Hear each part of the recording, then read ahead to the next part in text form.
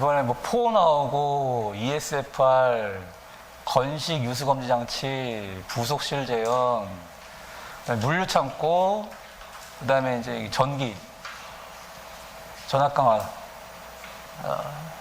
요거 발신기 세트함 이렇게 쭉 나왔어요. 자, 1번부터 한번 보시죠.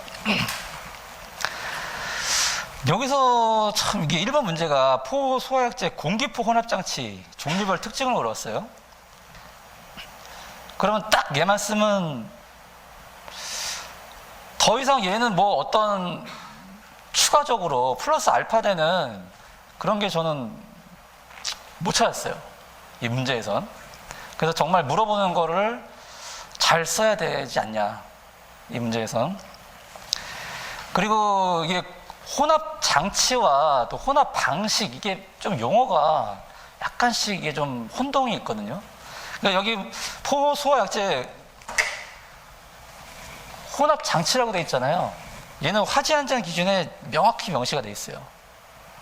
혼합 장치는 이 답안에 쓴 5가지, 이 5가지가 있다라고 화재 안전 기준에 명확히 명시가 돼 있어요. 제가 이걸 무지하게 공부했는데 이걸 하나도 못 샀어요. 이거 아까 말씀하신 기본에 대해서 네.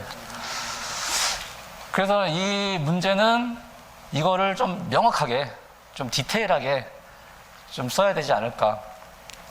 그래서 일단 이거를 외울 때 그림으로 접근하는 게 가장 먼저고요. 그 다음에 혼합 장치는 어떻게 보면 여기까지예요. 여기까지. 얘는 방출구는 뭐예요? 우리가 알고 있는 송출식, 흡출식 이거 있잖아요. 그 다음에 압축공기식. 여기서 이제 되는 거죠. 걔는. 여기서 혼합이 되는 거예요. 그 방출할 때 공기를 흡입하고 송출하고 그게 방출구잖아요. 고팽창포 방출구, 또 포워터 스프링클러, 포헤드. 이게 여기고. 장치는 이제 여기를 얘기하는 거다. 요거, 주로 요거죠.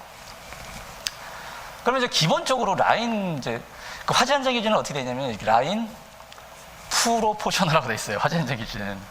라인 프로포셔너. 그래서 그렇게 쓸까 하다가 그냥 프로포셔너라고 썼는데, 일단 기본적인 원리는 이제 베르누이 원리죠. 그래서 이거를 먼저 들어가기 전에 개념에 얘는 어떤 원리로 하느냐, 뭐 이거 써도 되겠죠. 또 벤츄리관 원리 써도 되겠고, 개념을 먼저 뽑아주고 이런 5가지가 있습니다 해도 괜찮은 답안이에요. 근데 그 시간이 되면, 만약에 내가 이 5가지 프로포셔널을 명확하게 잘 모르겠다. 그럼 제가 아까 뭐랬어요? 이거에 대해서 70% 플러스 30은 다른 걸 가져오는 거죠. 이거와 관련된 내가 좀 더 명확히 쓸 수 있는 이제 그런 것들이 이제 이런 거죠. 원리, 벤츄리 뭐 이런 것들은 잘 해놔야 돼요. 원리는 어디다 써먹어도 써먹으니까. 그 얘는 벤츄리는 뭐냐면 이제 약식으로 그리면 얘가 이제 소화수가 이제 펌핑을 하죠. 그러면 이제 이렇게 만약에 돼 있다. 약재 탱크가 있어요.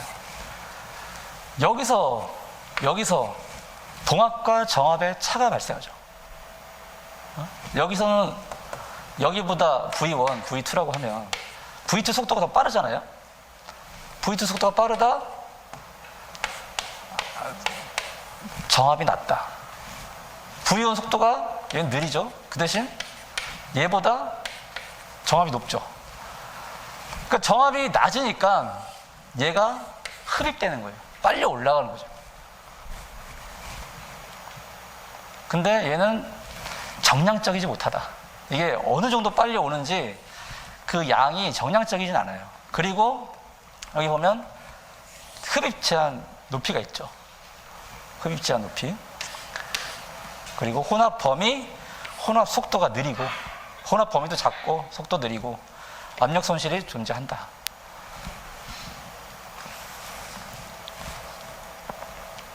이거는 제가 여기서 뭐 강의를 하기보다는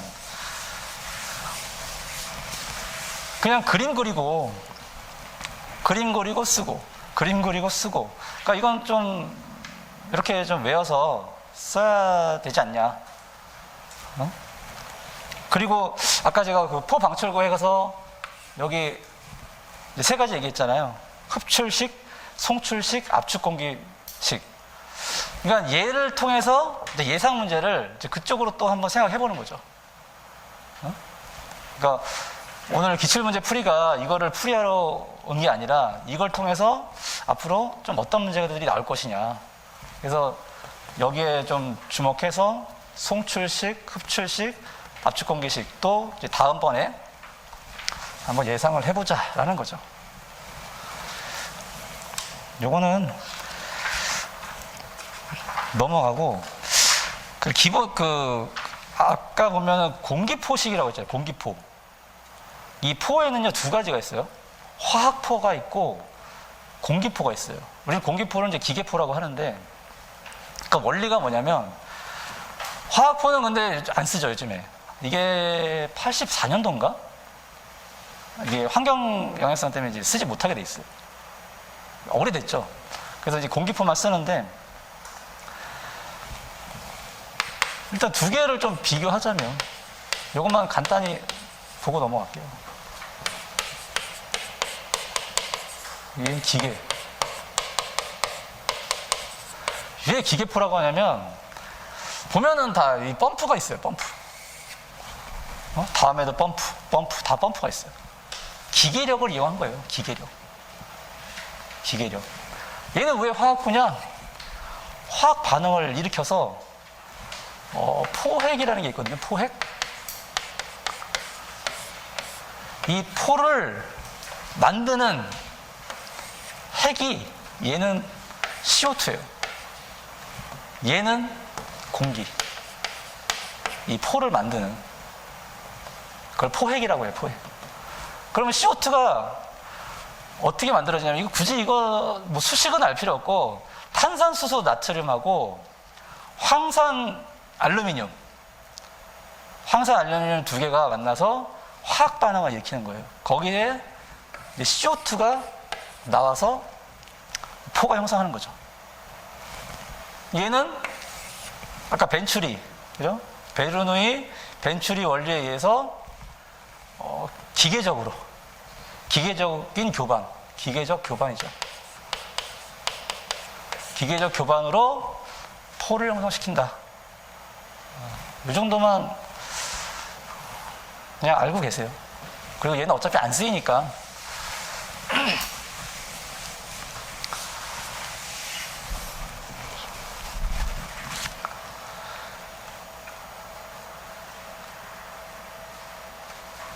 그 다음에 ESFR. 물어본 건 두 가지죠. 화재 감지 특성, 방사 특성. 그냥 일반 스프링클러가 아니라 ESFR이죠. ESFR. 그러면 이 감지 특성과 방사 특성의 키워드가 있겠죠. 키워드. 근데 여기는 키워드가 다 숨어 있어요. 키워드가. 근데 이런 게 키워드죠. 동그라미 1번, 동그라미 2번, 동그라미 3번, 동그라미 1번. 얘네들이 키워드인데, 만약에 여러분들이 답안을 이렇게 썼다면 채점관들이 이걸 일일이 다 찾아가면서 채점하기가 힘들어요. 감지 특성을 물어봤잖아요. 그럼 특성이 이거 세 가지인데 내가 이거를 보여줘야 되잖아요. 채점관한테. 그러면 이거를 이렇게 쓰는 거하고 여기다 박스를 그려가지고 이 앞에다 이 들어가는 게 다 키워드예요. 얘네 RTI, C, 작동 온도. 얘네들이 키워드라고요. 얘를 이렇게 좀 눈에 팍 좀 보이게 내가 썼냐 안 썼냐. 그 다음에 얘도 마찬가지예요. 이게 ESFR 방사 특성은 뭐예요? 진압이죠. 제어가 아니라. 그럼 이 진압 특성을 표현해줘야 돼. 눈에 보이게. 이 동그라미 1번 뒤에 쓰는 건요, 키워드가 아니에요. 키워드는 이 가로 있죠, 가로. 이 가로에다가 키워드를 쓰는 거예요. 가로에다가. 그러면 지금 이렇게 된 답안 형식은 별로 좋은 게 아니에요. 문제는 이렇게 물어봤지만 만약에 화재 감지 특성 1번, 화재 감지 특성 2번, 방사 특성 이렇게 쓰고 대제목으로 아예 여기다가 RTI 또 2번 C 이렇게 쓰는 게 나아요. 또는 네모로 키워드가 보이게. 네? 아시겠죠? 동그라미 1번 뒤에는 키워드 아닙니다.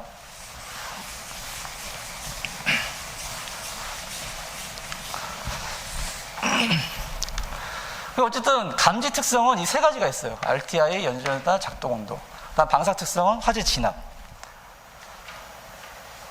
그래서 ADD, RDD라는 개념이 나오죠. 이거는 화재 현장 기준에 있는 거예요. 이 수치는 다. 그 다음에 ADD가 RDD보다 컸을 때 화재 진압을 한다. 화재 진압을. 그럼 어떻게 하느냐? 이 도표가 그걸 얘기해 주는 거예요. RTI가 작아질수록 커질수록 돼 있죠. RTI가 작다. 그럼 뭐예요? RDD가 감소. RDD가 감소. RDD가 그러니까 작아질수록이에요. RTI가 작아질수록 RDD는 감소하죠. ADD는 증가하죠. 그럼 여기는 저 조기 소화 영역이잖아요. 여기서 이제 진압을 할 수 있다는 거죠. 진압을. 그런 의미예요. 그러니까 이 영역으로 들어왔을 때 화재 진압을 한다. 그러면 어떻게 해요? 빨리 감지하고 빨리 방사해야 되잖아요. 그 다음에 물방울 침투력. 얘는 뭐예요? K팩터. ESFR K팩터가 200에서 360 사이잖아요. 근데 이거를 외워서 쓸 것이냐? 외우지 마세요. 외우지 마세요. 테이블 그런 거는 굳이 외울 필요는 없어요. 나는 그런 문제 내는 것도 좀 그래. 테이블을 왜 외우라는 거야? 서방길사가. 어디 있는지만 알면 되는 건데.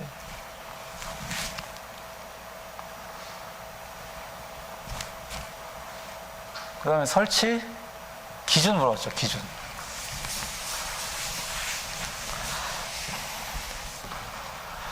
설치 기준은 내용이 많아요. 이거를 어떻게 다 외워요? 중요한 것만 외우는 거죠. 중요한 것 중에, 그 중에 또 더 중요한 거. 그러면 설치 장소, 구조에 대한 기준이 있어요. 화재 현장 기준에. 높이는 뭐 13.7m 이하고, 천장 기울기는 1000분의 168이다. 이런 것들은 좀 알고 계셔야죠. 그 다음에 천장은 평평하게 해야 되고, 뭐 이렇게 보강력, 헤드 기준이 있고.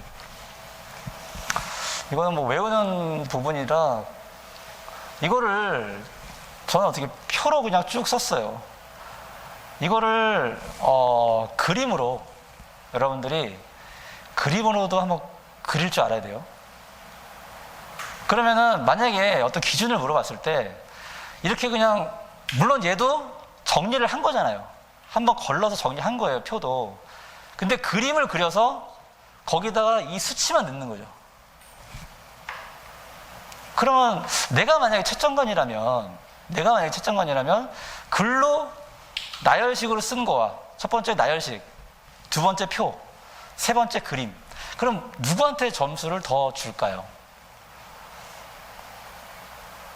저 같으면 그림 그린 사람한테 점수 더 줄 것 같아요. 왜냐하면 이 사람은 이 문자를 보고 한 번 더 고민하고 그림을 그렸단 말이죠. 응? 문자를 보고 한 번 더 그림을 그린 거예요. 그럼 더 고민을 하고 생각을 많이 했다는 뜻이에요.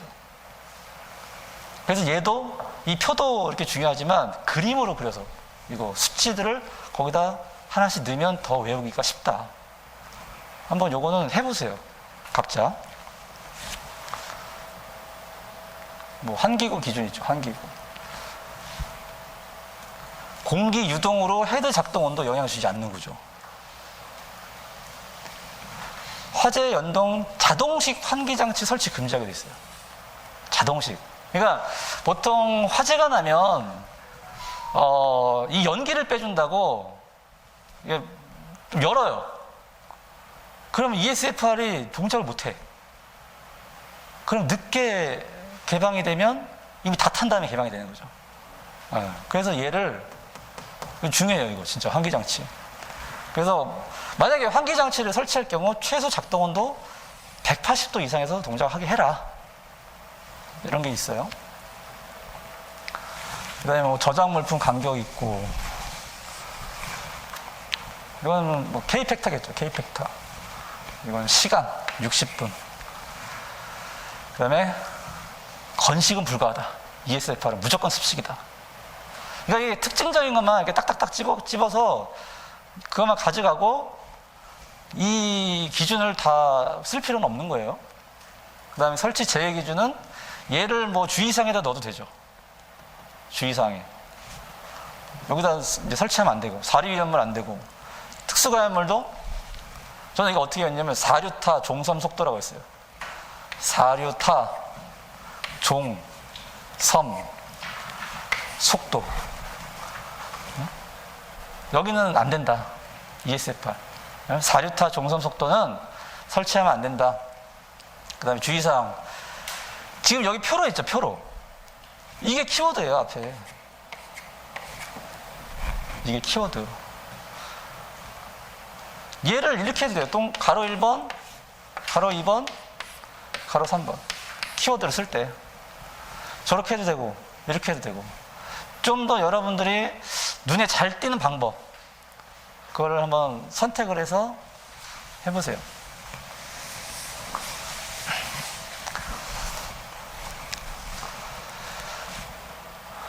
넘어가고요. 그 다음에 유수검지 장치. 건식이죠. 얘는 건식. 작동 원리. 시간 지연. 그 다음에 시간 지연 개선. 하려면 어떻게 되느냐. 이게 키워드죠. 파스칼의 원리. 키워드. 그 다음에 힘의 형성, 힘의 파괴. 여기 그림 보면 이 그림을요 한번 이렇게 바꿔보세요.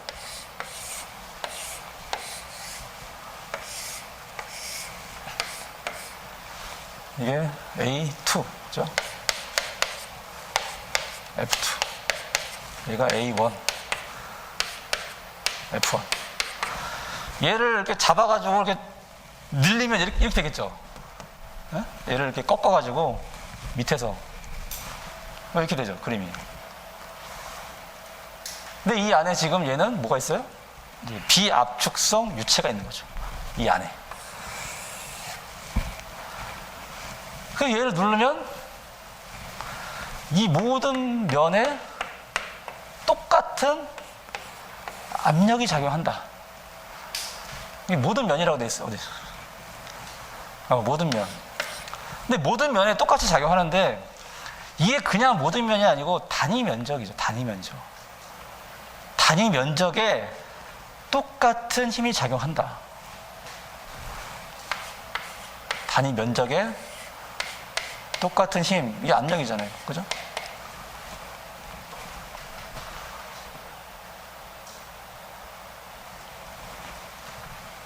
그러면 얘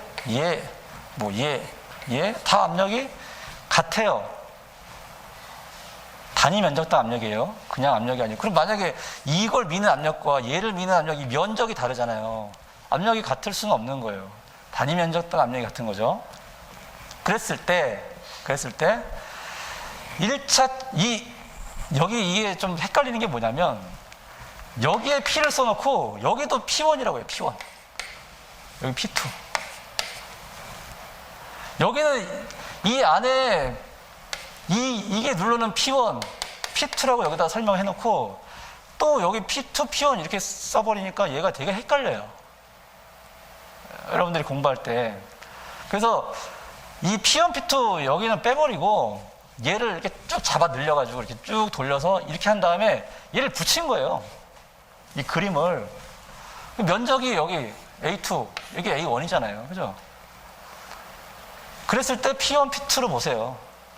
P1, P2.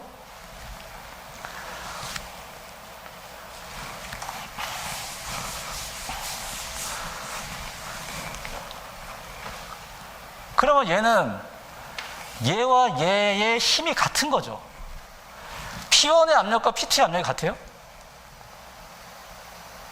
다르잖아요. 뭐가 같은 거예요? 힘이 같은 거예요, 힘이.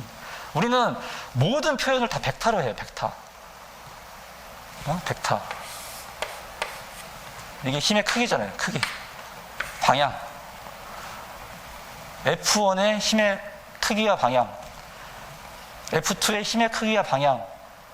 얘가 같으면 닫혀 있는 거고, 얘가 크다. 그럼 얘가 개방되는 거죠.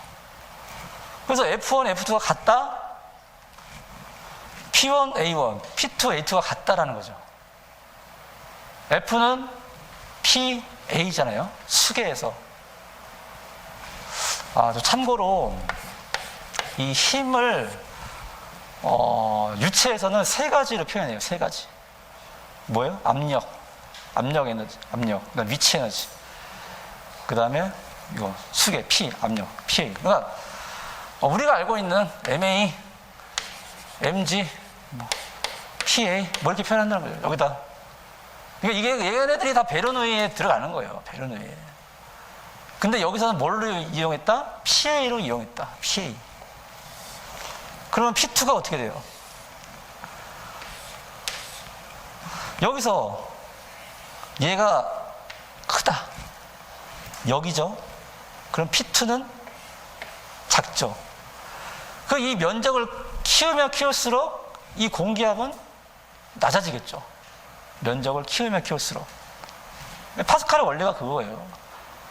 건식 밸브는 여기 이걸 잡아주는 이게 뭐라고 하지? 핀. 하여튼 그런 게 있어요. 이게 없어요. 이게 클러치 같은 게. 그냥 압력 대 압력으로 그냥 유지하고 있는 거죠. 항상 공기압을 그래서 컴프레셔를 유지를 해줘야 돼요.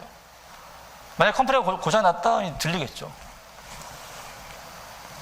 그 다음 밑에 보면 이제 힘의 균형 파괴로. 그러니까 이것도 제가 만든 키워드예요.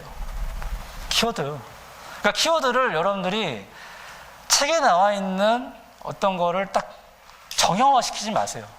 내가 문제를 풀다가 이거는 내가 키워드를 쓰겠다 하면은 그걸 키워드로 쓰세요. 아까 작동 원리를 물어봤을 때 파스칼의 원리가 키워드고, 이 힘의 균형이 깨졌을 때 작동하는 거잖아요, 클래퍼가. 그러니까 F1이 더 크면 작동하는 거예요. 그러니까 유수검지 2차 측 여기 공기압을 낮출 경우 클래퍼가 개방돼서 소화수가 이동하잖아요. 그러면 어떻게 낮추냐, 얘를. 어떻게 빨리 낮춰야 되잖아요. 그래야 아까 시간지연을 방지하겠죠. 시간지연. 그러니까 2차 측 공기압. 얘는 공기는 압축성이죠. 압축성 유체이기 때문에 우리가 왜 그 난방할 때 밑에 그 바닥에 에어 차 있다고 하잖아요. 에어. 그 다음에 소방 배관과 마찬가지로 물 처음에 채우고 에어를 막 빼주거든요. 그러니까 에어를 빼주는 이유가 얘는 압축성이기 때문에 에어가 중간에 있어버리면 이제 급수가 안 되는 거죠. 마찬가지로 이 압축성 유체로 인해 클래퍼 개방이 지연된다. 클래퍼 개방이 지연되면 소화수 이동 시간도 지연되겠죠. 그래서 이 트립 시간이 이제 클래퍼 개방 시간이죠. 소화수 이동 시간. 이게 시간 지연이 얘네들 때문에 발생한다. 그럼 얘네들은 이런 기준을 가지고 있다. 30초 이내에 다 개방돼야 돼. 30초 이내에 개방되고 30초 이내에 헤드에서 물이 나와야 돼. 합치면 1분이죠. 그러니까 1분 안에 헤드에서 물이 나와야 돼요. 그럼 이거의 영향 요인은 뭐냐? 좀 표로 해봤어요. 표로. 이거를 좀 이렇게 서술형으로 쭉 하는 것보다 트립 시간은 이 네 가지의 영향을 받고 소화수 이동 시간은 요 세 가지의 영향을 받더라. 네?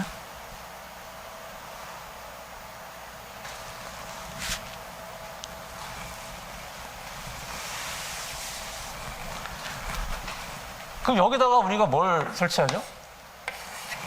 이제 엑셀러레이터 이게 이제 여기라면 엑셀러레이터 설치해가지고 2차측 공기압을 빼주잖아요. 빨리. 네? 빨리 빼줘야 얘가 개방되겠죠. 만약에 얘를 저 먼 끝에 배관 저 끝에다 설치했다. 만약에 그러면 느려요. 이 개방되는 속도가. 그래서 클래퍼 주위에 설치를 해요. 얘를 클래퍼가 빨리 개방되게. 그래서 소화수가 빨리 넘어가게. 계산을 위한, 시간제한 계산을 위한 NFPA 제한사항은 뭐냐? 이 NFPA이다 보니까 단위가 이제 갈런으로 돼 있어요. 갈런. 2차측 배관 내용적은 최대 750갈런 그 밑으로 해야 되고, 그 다음에 퀵 오프닝 디바이스, 엑셀레이터, 이그저스터는 이제 안 씁니다. 500갈론 이상 시, 그러니까 2차측 배관 내용적이 500갈론 이상 시에 설치해라, 여기다. 근데 방사 시간이, 그러니까 트립 시간과 소화수가 나오는 시간까지 1분 이내면은 굳이 얘를 설치할 필요 없다. 그 다음에 그리드 배관 안 된다. 그리드 배관은 왜 안 되죠? 그리드. 지금 얘는 건식 유수 검지 장치죠. 그럼 이 배관 안에는 공기가 들어가 있는 거예요. 공기가 격자로 다 들어가 있으면 아까 제가 에어 찼다라는 표현 했잖아요. 방사 자체가 안 돼요. 그리드는. 그래서 얘는 안 됩니다. 절대. 2차측 공기압은 일반 건식은 얘는 수압 공기압, 저압식은 수압 공기압. 아마 요거 저압식 이게 개념이 잘 안 잡힐 거예요. 이거 만약에 1차 측이 10kg예요. 1차 측이. 그러면 2차 측은 1이면은 뭐 한 5대1로 볼게요. 5대1. 그럼 얘는 2kg죠. 공기압이. 그럼 만약에 1차 측이 10인데 얘 1.1대1이면 얘 몇이어야 돼요?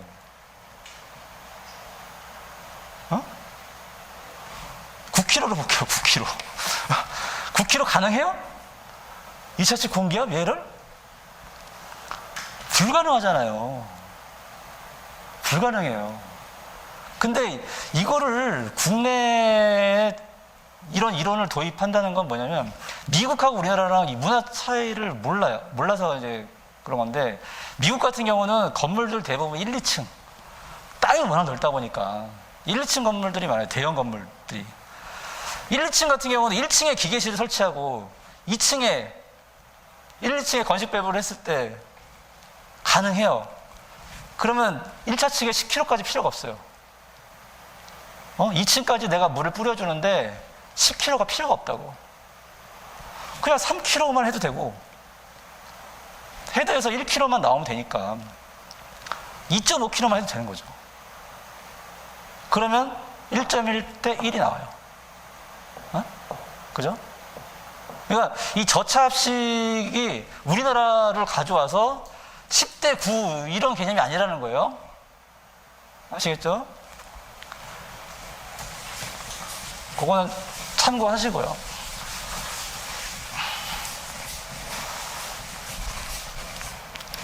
그러니까 이것도 좀 어떻게 보면은 기본 문제고, 좀 우리가 예전에 좀 많이 공부했던 그런 문제들이 계속 나오고 있어요. 그 다음에 부속실.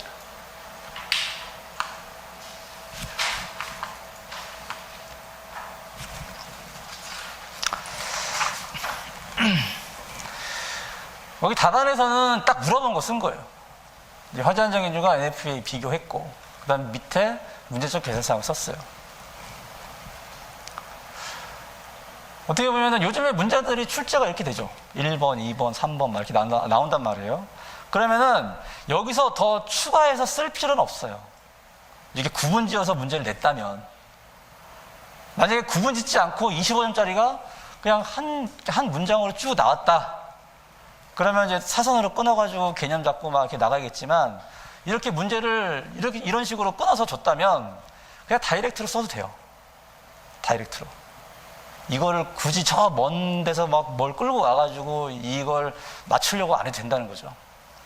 근데 일단 이 재현이라는 이 설비에 대해서 우리가 개념을 좀 알고 가자. 개념. 재현의 목적이 뭘까요? 재현의 목적. 뭐 인명 안전성, 그다음에 화재 확산 방지, 그다음에 소방대 뭐 지원, 소아 활동 지원 이런 게 있겠죠. 그러면 이제 또 거실과 부속실이 나눠요. 거실 재현은 뭐예요? 청결층 확보예요. 청결층이 내려오지 않게 더 이상. 왜? 피난을 해야 되니까 거실에서. 근데 부속실은 어디예요? 저기 계단 쪽이란 말이죠. 부속실은 뭐예요? 차압과 방향풍속 확보란 말이죠. 그럼 여기서 말하는 거는 부속실 재현이에요. 우리는 차압과 방향풍속 개념으로 접근을 해야 되는 거죠. 얘를. 그러면 국내랑 이제 비교를 해보면 재현 구역에 따른 이제 방향풍속, 국내 재현 구역에 따른 방향풍속. 이 화재 안전 기준에 나와 있는 재현 구역이에요. 이런 데를 재현 구역으로 하세요. 그때 방향풍속은 이렇게 하세요라는 거죠. 국내 기준은. 이때 최소 차압 40파스칼로 하세요. 스프링클러가 되어 있으면 12.5파스칼 이상으로 하세요. 화재 안전 기준에 나와 있는 거예요. 여기서 관건은 이제 NFPA 92죠. 대부분 아마 얘를 몰라서 쓰기 어려웠을 거예요. NFPA 92는 재현구역은 얘인데 그때 방향풍속은 이렇게 하세요라는 거죠. 얘는 이런 재현구역인데 이렇게 하세요. 차압은 스프링클러가 있냐 없냐. 우리나라는 어때요? 다 스프링클러가 그냥 있는 걸로 어때요? 12.5파스칼만 넘으면 돼요. 근데 얘는 어때요? 없는데, 스프링클러가 없는데도 재현이 들어가 있는 데가 있나 봐요. 스프링클러가 없는데 부속실 재현이 들어가는 데가 있나 봐요. 국내는 스프링클러가 안 들어가는데 재현이 들어가는 데가 없을 거예요. 아마 없어요. 그러니까 얘만 가져온 거죠. 그러니까 여기 좀 다른 거죠, 국내랑. 그리고 여기는 이제 조건이 있어요. 가스 온도가 925도일 때, 가스 온도가 925도일 때 이 차압을 유지를 해라라는 거죠. 가스 온도가 925도면은 이거 뭐 플래시오버 지난 한참 그런 온도예요. 플래시오버가 500도씨인데, 그죠? 최성기 화재를 얘기하는 거예요. 최성기 화재. 그 이후에. 그리고 얘는 이하죠. 우리나라는 0.5 이상, 0.7 이상이에요. 상위 어떤 제한 방향풍속이 없어요. 방향풍속이 2가 넘어도 돼. 2m/s가 넘어도 돼요. 근데 얘는 딱 주어졌어요. 그냥 1m/s 이하로 해라. 연층 교란 방지하기 위해서. 이런 문구가 있어요. 그러면 이제 물어본 걸 썼죠. 이 문제점 및 개선 사항은요, 항상 세팅을 해놔야 돼. 가스계 이 문제점 및 개선 사항은 여러분들이 이거 말고도 또 있다 그러면 세팅을 해놓으세요. 이거는 언제 나와도 이상하지 않은 문제예요. 이거 다음 문제 또 날 수도 있는 거예요. 아시겠죠? 그러면은 문제점과 개선 사항 거기 답안을 보면 이게 다 키워드죠. 키워드 이렇게 뽑은 거예요. 문제점의 키워드와 개선 사항의 키워드가 같죠. 우리는 메커니즘, 대책, 메커니즘을 알면 그거의 역이 대책이죠. 얘도 마찬가지예요. 문제점을 내가 지적했어요. 그럼 그거의 역이 대책인 거예요. 문제점이 여기 대책이다. 그럼 재현구역 선정은 우리는 부속실만 해요. 얘네들은 계단실도 하고 계단실, 부속실 동시가하고. 그러니까 우리나라도 부속실만 있는 게 아니잖아요. 계단실 가압도 있고 동시가압도 다 있어요. 근데 유독 시공할 때 부속실만 한다는 거죠. 설계 자체를. 기준은 여러 가지가, 4가지가 있지만 실제로는 저렇게 한다.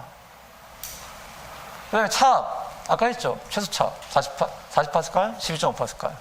얘는 풍력, 연돌 효과 이런 걸 다 고려한대요. 외부 영향을 고려한대요.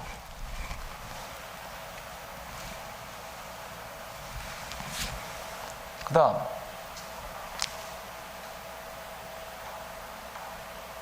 방향풍속. 0.7 이걸로 계산한대. 이건 뭐예요? IBC는 이제 영국이거든요. 영국, 유럽 쪽. 이 제시를 한 거예요. 이게 브리티시라고 해가지고 영국 코드인데 이걸 제시했어요. 이렇게 방향풍속을 계산하자. 얘는 소방 지원 활동까지도 고려한 방향풍속이에요. 우리 부속실 제한의 목적이 아까 뭐라고 했어요? 피난 안전성, 화재 확대 방지, 그 다음에 소화 활동 지원. 물론 0.5 이상, 0.7 이상이면 이렇게 나올 수도 있지만 실제로 시공에서 방향풍속 측정할 때 현장에서 TAB 할 때 다 0.7 이상, 0.5 이상 거기에 딱 맞춰요. 이렇게 안 맞춰요. 하여튼 이렇게 소화활동 지원까지도 고려한다. 얘네들은. 그 다음에 송풍기 풍량. 우리는 토출 댐퍼 제어만 해요. 송풍기 풍량 제어 방법이 5가지가 있죠. 토, 흡, 배, 가, 인. 토출 댐퍼, 흡입 댐퍼, 토, 흡, 배, 배인, 토, 흡, 배, 가변 피치, 인버터. 그죠? 5가지가 있어요. 그 중에 우리는 얘만 주구장창 써요. 서징 발생하는데. 서징 발생하는데. 그리고 제일 풍량 제어가 제일 안 좋은 거예요. 얘네는 어떻게 해요? 인버터. 충류식 송풍기 쓴다. 그 다음에 과압 배출은 국내는 이제 자동차 과압 조절 댐퍼. 여기는 어때요? 덕트 개통상 플랩 댐퍼. 덕트 개통상 플랩 댐퍼 뭐냐면 이게 층이에요. 각 층. 그럼 여기에 이거 자동차 과압 댐퍼가 있어요. 각 층 부속실에. 여기서 이제 바람을 불어줘요. 그럼 여기서 이걸 조절해가지고, 날개를 조절해가지고, 차압과 방향풍속을 얘는 조절해줘요. 근데 얘네들은 어떻게 한다고요? 개통상. 이 개통상에다가, 옥상에다가 이렇게 하나, 플랫 댐퍼 단다는 거죠. 그러니까 얘를 그냥 열어주고, 닫아주고 하면서 여기서 빼주는 거예요. 여기서 조절하는 게 아니고. 이게 더 과압 배출에 효과적이다. 라는 거예요.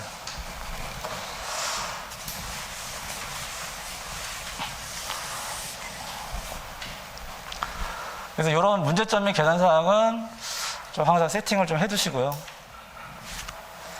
다음 문제 넘어갈게요. 최근 자주 발생하는 물류창고 화재.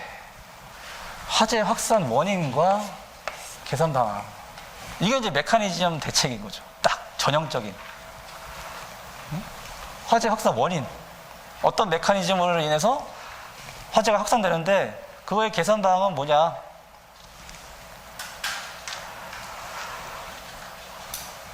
이것도 이제 땡땡 화재 개념인 거예요. 이걸 물류창고가 아니라 뭐 다른 화재라고 보시고 이거를 보셔도 돼요. 근데 대부분 그 땡땡 화재는 어떻게 하냐면 뭐 연소 특성, 공간적 특성, 거주자 특성으로 나눠요.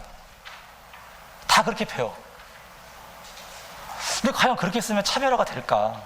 이제 차별화된 답안은 아니에요. 그거는. 그죠? 차별화된 답안은 아니에요. 여러분들이 그거를 탈피해야 돼.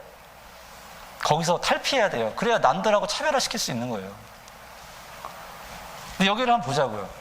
어떻게 썼는지. 가연성 자재, 비내화 구조, 방화구획 완화. 얘는 딱 봤을 때 어떤 느낌이에요? 가연성 자재, 비내화 구조, 방화구획 완화. 어떤 느낌이에요?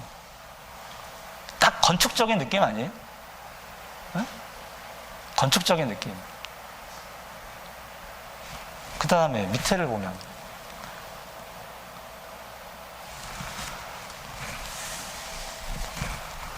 화재가옥도 고려하지 않은 소방설비, 소방설비에 대한 신뢰도. 이건 어떤 느낌이에요? 액티브적인 느낌이잖아요. 그죠? 액티브적인. 그럼 패시브에 대한 문제점, 액티브에 대한 문제점으로 접근할 수 있는 거예요. 원인을. 화재 확산 원인을 패시브에 대한 원인과 액티브에 대한 원인으로 할 수 있는 거죠.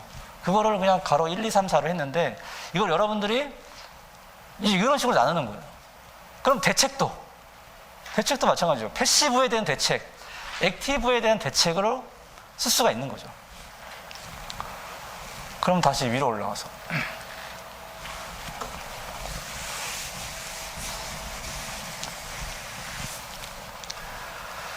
이 네모 안에 있는 게 다 뭐예요? 다 키워드예요.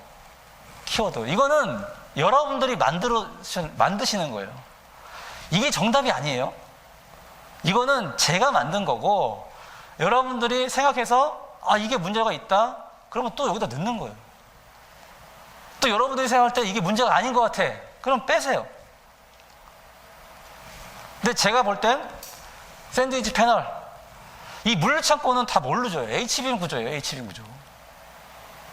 그냥 철제 세워놓고 상판 치고 그 다음에 벽체 붙인단 말이죠. 이 HBM이 열에 취약하단 말이죠. 어떻게 취약해요? 538도일 때 항복 강도가 반으로 줄어든다. 그래프 이거 있잖아요. 이거 538도일 때 이 강도죠, 강도. 반으로 줄어든다. 항복 강도가. 우리 350도일 때 또 여기 몇 도예요? 649도인가? 650도. 뭐 49도 이렇게 막 헷갈리게 외우지 마세요. 그냥 딱딱 떨어지게 외우세요. 근데 얘는 유독 좀 특징적인 애라 538도라고 외우시고 앞에는 뭐 350도, 650도 이렇게 하세요. 그냥 그렇게 해도 무방해요. 그때 3분의 1 강도가 떨어진다는 거죠. 그러니까 이번에도 그 화재가 다 꺼진 줄 알았는데 뭐 이게 창고 그 위에 더미가 또 무너지면서 화재가 확산됐잖아요. 걔는 뭐예요?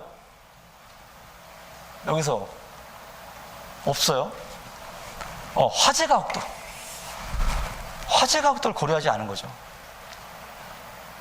화재가옥도.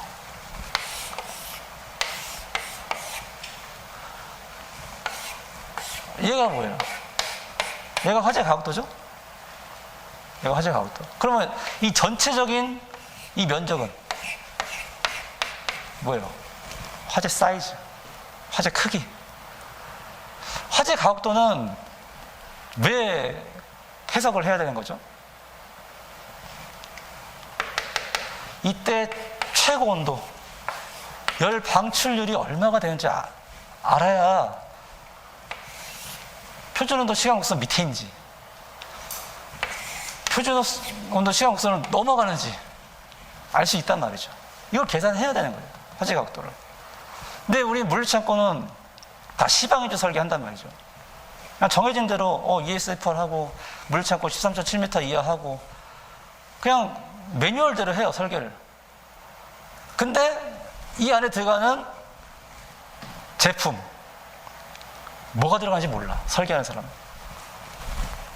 그럼 화재과학도는 뭘로 하냐면 양, 가, 열, 적, 인 5가지가 있어요. 가연물 양, 가장 중요하죠. 그 다음에 가연성 정도, 양, 가, 열. 그 가연성의 열 방출률, 실제 열 방출률이 어떻게 되느냐. 그 다음에 양, 가, 열, 적.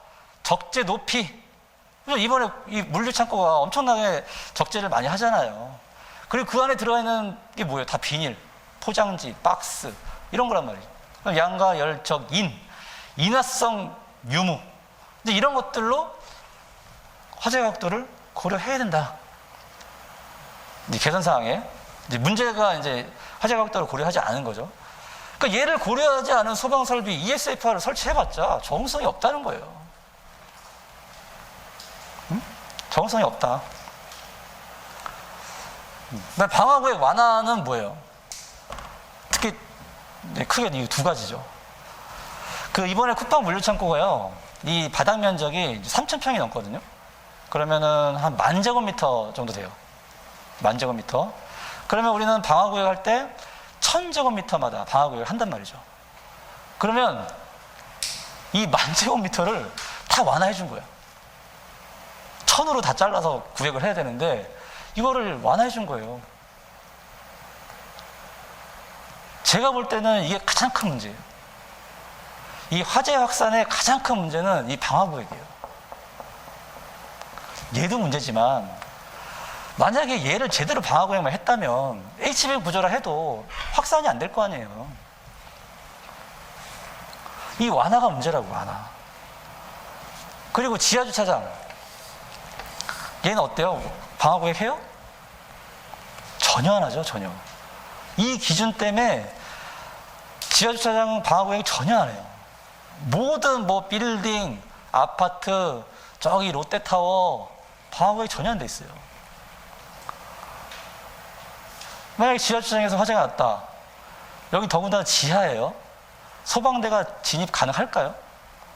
거긴 차도 엄청 많잖아요, 자동차. 처음엔 A급 화재지만 나중에 B급 화재로 전이가 된단 말이죠, 주차장은.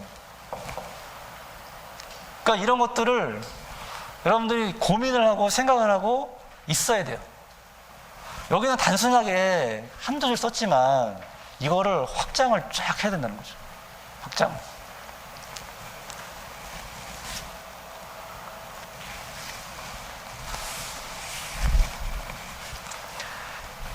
그 다음, 이건 제 개인적인 생각인데, 작동기능 점검, 뭐 종합적인 점검을 해요. 소방 설비에 대해서. 그럼 과연 그게 점검을, 이번에도 물류창고 점검을 하고 지적사항을 다 완료했어요. 조치했단 말이죠. 근데도 화재가 났어요. 못 막았어. 이제 이런 걸 고민하는 거예요. 다 완제품, 이거 형식승인 받은 거, 성능 인증 받은 거 쓴단 말이에요, 다. 근데 왜 못 막냐 이거지. 이걸 다시 한번 생각을 해보자 이거지. 소방 설비에 대한 신뢰도. 내용 연수 없잖아요, 현재. 소화기만 있어요. 이것도 늦차 해가지고 소화기만 넣은 거야. 유수검지 장치 내용 연수 있어요? 펌프 내용 연수 있어요? 없어요. 배관에 대한 내용 연수 있어요? 없어요. 신뢰도가 당연히 떨어지겠죠.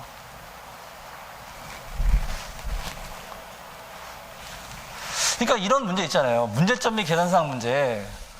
이거는 내가 그동안 공부하면서 얼마나 좀 사색을 많이 했고 깊이 있게 이 문제를 들여다봤는지가 관건인 거예요.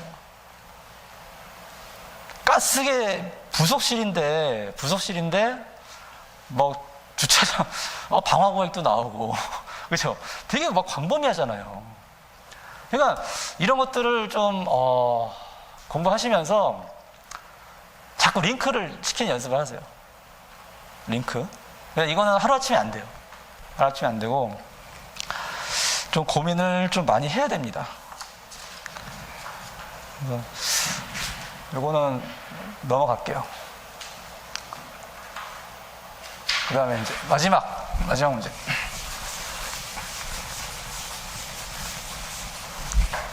이거 어떻게 잘 풀으셨어요? 이 문제? 박 기사님, 못 풀었어요? 이게 문제가 3개가 나왔잖아요. 3개가. 소방에서는요, 이 전압 강화를 되게 간단하게 유도를 했어요. 소방 뭐 어떤 책 보면. 근데 전기 책 보면은 이 유도 과정이 좀 이렇게 좀 길어요. 전기에서는 어떻게 하냐면, 뭐 이거를 이 R이다, 이거 I에 대한 세타다, 얘가 IR이고, 얘가 IX다, 뭐 이렇게 해가지고, ES, 뭐 막 나가요, 이렇게. 얘가 이제 전압 강화다 해가지고 이렇게 풀어요. 근데 소방에서는 굳이 이렇게 할 필요는 없어요. 아주 기본 약식으로 해가지고 보면은 일단 단상 이선식, 얘는 단상 이선식에 대한 전압 강화예요. 단상 이선식. 그럼 얘를 유도하고 얘와 삼선식을 비교해라. 그러면 먼저 얘를 볼게요. 단상 이선식.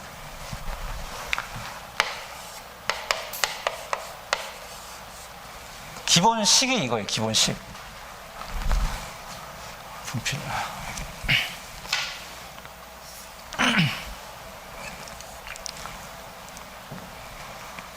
여기서 이제 출발해요. R이 뭐죠? R. 로, L. E는 I, 로,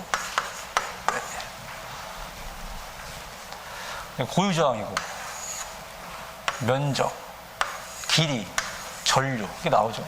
근데 고유저항에 여기 도전율이 얼마고, 이런 게 안 나왔어요, 값이. 네? 값이 안 나왔어요. 근데 이거는 외우고 있어야겠죠. 뭐 58분의 1 곱하기, 이게 도전율 C분의 1이에요. 도전율 C분의 1. 97%잖아요. 얘가 97%면 어떻게 써요? 97분의 100이 되는 거죠. 얘가 그래서 97분의 100이 되는 거예요. 이 도전율 값이 C가 밑에 있어가지고.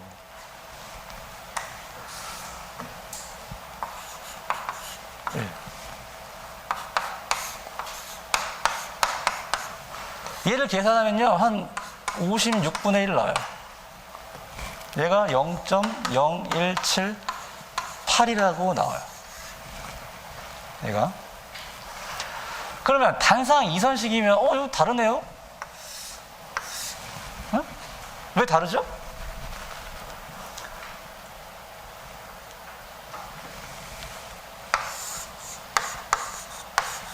부하예요, 부하.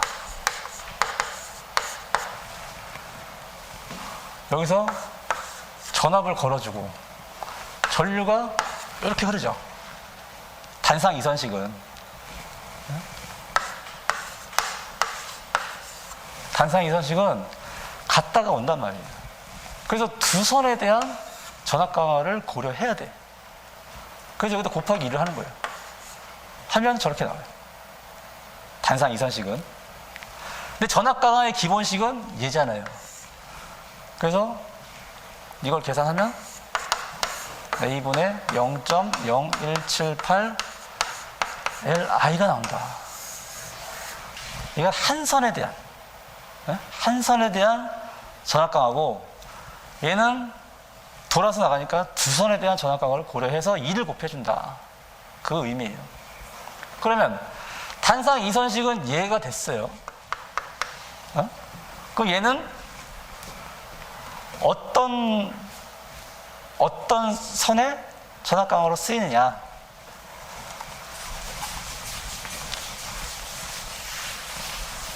일단 개념을 이렇게 잡을게요. 일단 한 선, 이게 나왔잖아요. 한 선.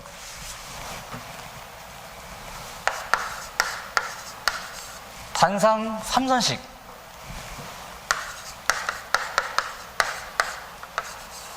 삼상 4선식. 이걸 볼게요. 그럼 얘네들은 어떻게 가요?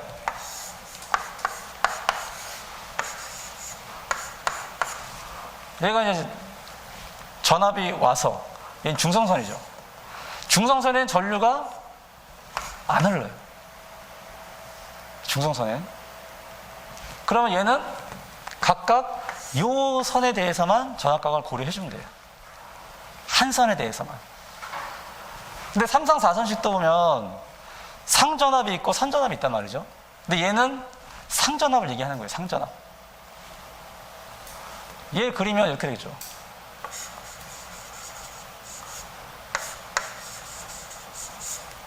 이게 N, 이게 R, 부하. 이렇게 되는 거죠. 여기는 전류가 안 흐른다는 거죠. 얘만 흐른다. 3상 4선식은 여기서 요걸 얘기하는 거예요. 얘 중성선이잖아요. 여기 전류가 안 흐른다. 한 선만 고려한다. 그러면 얘는 어때요? 이것이에요. 단상 3선식과 3상 4선식의 전압강화는 얘를 쓰는 거예요. 전압강화 식을. 그러면 여기서 뭐가 나왔어요? 3상 3선식이 나왔어요. 3상 3선식.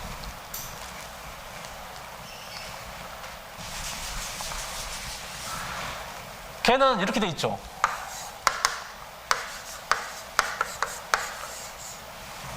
루트 3이 붙었어요. 루트 3. 루트 3이 그럼 왜 붙었냐? 루트 3이. 얘를 보면 여기가 단상이죠. 여기 선간 전압이란 말이에요. 얘와 얘는 몇 배 차이예요? 얘와 얘는 몇 배 차이죠? 루트 3배잖아요. 얘가 우리는 220V라고 하고 얘는 380V라고 해요. 루트 3배예요. 전압이 루트 3배 차이다. 전압 강화도 루트 3배 차이다. 이 선에 대한 전압이 220인데 요 선간은 380이에요. 그럼 얘의 전압 강화는 이건데 루트 3배란 말이죠. 전압 강화도 루트 3배다. 이해되세요? 3상 3선식 요거 볼게요.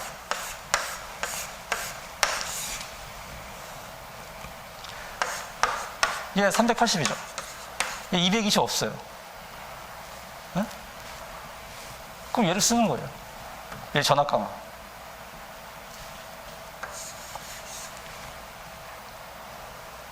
이렇게 간단하게 이해하세요. 여기 더 깊이 들어가면 어려우니까 단상일 때는 얘는 110이고 얘는 220이죠. 얘가 만약에 없다. 얘는 110V. 여기 걸리는 전압은 220이란 말이에요. 얘가 없으면 단상 2선식이죠. 얘가 없으면 그럼 전압이 이렇게 가겠죠. 두 선이에요. 근데 중성선이 있어요. 그 한 선만 고려하면 돼요. 다시 얘는 우리가 220V 써요. 동력 전원 쓴단 말이죠. 그걸 한 선만 고려했을 때는 이거란 말이죠. 근데 여기를 고려했더니 전압이 루트 3배다. 전압 강화도 루트 3배가 된다. 이렇게 이해를 하세요. 이게 다 약식으로 하는 거예요. 약식으로. 막 벡터도 그리고 하면은 정신없어요. 우리는 이제 소방이니까 굳이 전기 기술사가 하는 것처럼 할 필요는 없어요. 만약에 근데 전기 기술사들이면 뭐 벡터도 그려가지고 하면은 더 좋은 점수를 받겠죠. 근데 우리는 굳이 그렇게 할 필요는 없다. 그래서 전압과거식 유도는 했고 비교가 이렇게 되는 거죠. 이거는 단상 2선식. 왜 2를 곱했는지 이제 이해하시겠죠? 여기도 전류가 흐르고 여기도 전류가 흐른다. 단상 3선식. 여기만 본 거예요. 요거. 얘만 전류 흐르고 N상은 전류가 안 흐른다. 그러니까 한 가닥이잖아요. 한 가닥. 그 다음에 3상 3선식.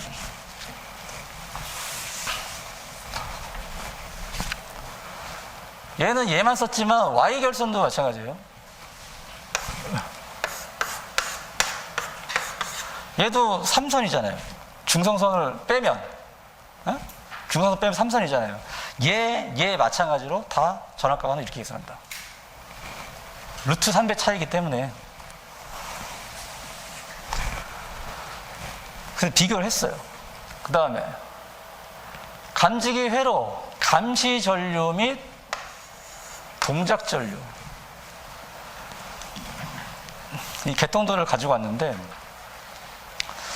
여기 보면 이제 뭐 시험 저항이라고 해가지고 우리가 도통 시험할 때 이게 셀렉트 스위치 돌려가지고 P형 같은 경우는 셀렉트 스위치 돌려가지고 회로를 여기로 딱 바꿔요. 이렇게 딱. 그래서 도통 시험을 하거든요. 점검할 때. 근데 이거는 점검 사항은 아니잖아요. 지금 현재 이 상태로 운영을 해서 감시 전류가 어떻게 흐르고 있느냐. 이렇게 전류가 가가지고 지금 여기는 다 떠 있는 거죠.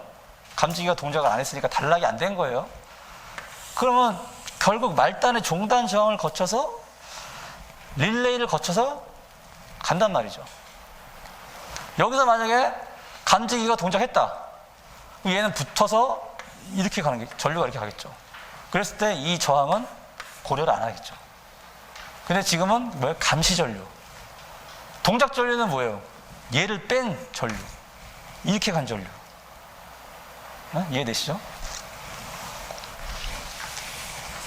그래서 계산식을 보면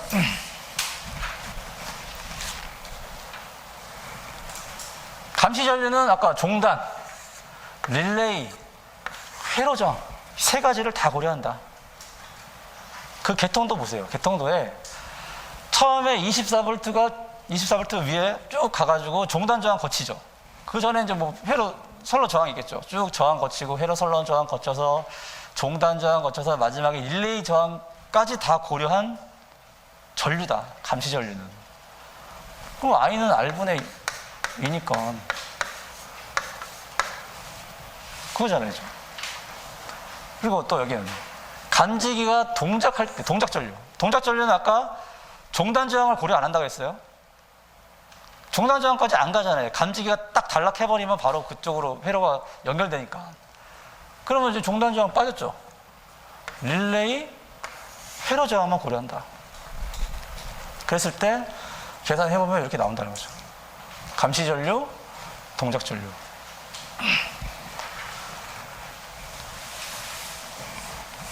이거는 정말 기사 문제예요. 기사 문제. 예. 그 다음에 P형 발신기 결손도, 명칭. 이게 나올 거라고 생각했나요? 이게 나올 거라고? 근데 저는 예전에 공부할 때 이거 다 정리를 해놨어요. 제가 예전에 공부할 때. 근데 지금 나온 거예요, 이게. 그러니까 그냥 쓰면 되는 거예요. 이게 뭔지. 이대로. 뭐 이건 뭐 할 게 뭐 없잖아요, 그냥. 쓰기만 하면 되니까. 그래서 참 공부하기가 이 양이 점점점 늘어나고 있어요. 그러니까 기출이 한번 되잖아요. 안 볼 수가 없어요. 그 문제를. 또 그거와 관련된 언저리 문제들도 봐야 된다. 나중에는 뭐 예전에도 나왔지만 그 P형 시험 있잖아요. 도통 시험 뭐 여러 가지 시험 있단 말이에요. 그것도 나올 것 같아 이제.